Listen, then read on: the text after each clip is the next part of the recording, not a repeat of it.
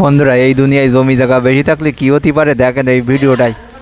প্রথমে ওই লোকটা দেখেছেন বসে রয়েছে টাক মাথায়, হ্যাঁ বসে রয়েছে। এরপরে দেখেন হঠাৎ করে একজন এসে অতর্কিত হামলা করছিস। এর কারণ কী জানেন? এই লোকটার সাথে এই লোকটার জমিনি বিরোধ। এটা ঘটেছে সাতক্ষীরার কলারায় একটা হসপিটালে। এখনও মারতিছে। আর এই লাল গেঞ্জি লাল আপনার সোয়েটার পরা এই লোকটা ঠেকাইতিছে। তারপরে ওই লোকের বের করার চেষ্টা করতেছে। এবারে লোক মনে করেন ওই লোকের বের করে দেওয়ার চেষ্টা করতেছে, কিন্তু যাচ্ছে না। জমি জায়গা আসলে বেশি থাকলেই ঝামেলা, আবার না থাকলেও ঝামেলা। তবে আমার মনে হয় না থাকাই ভালো।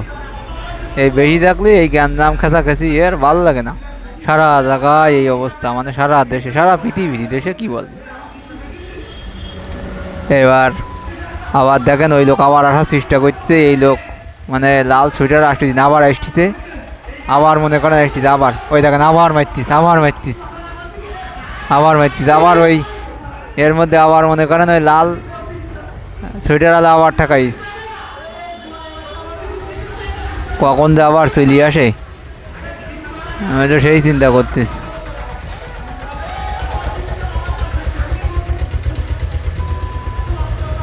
লাল সোয়েটারওয়ালা চেষ্টা করতেছে সরাতে, কিন্তু কাহিনী হলো যার মারতেছে ওই লাল আবার মারতিস কেন জানেন? এই মুখের জন্য। ও আবার মুখ দিয়ে কী বলিছে, মানে যার যে মায়ের খাচ্ছে সে মুখ দিয়ে কী বলিছে, লাল সোয়েটারওয়ালা আবার মারতিস। আর হলে কী বলবো, আমার কিছু বলার নেই। আবার এসে